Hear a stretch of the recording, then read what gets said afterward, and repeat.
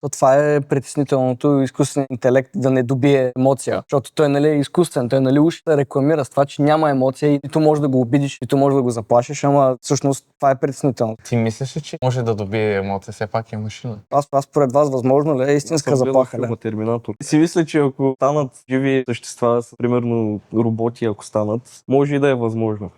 Добре, вие не мислите ли, че просто те че имат емоции, просто им е закодирано, че трябва да се държат като хора и просто от опита им, от използваната информация на хората, Добре, по ако този начин просто правят решения? Поред вас, има ли някакъв шанс да ни завладеят? Между другото, бях намерил една много интересна теория, че ако по някакъв начин изкуственият интелект ще ни завладее, е чрез пропаганда.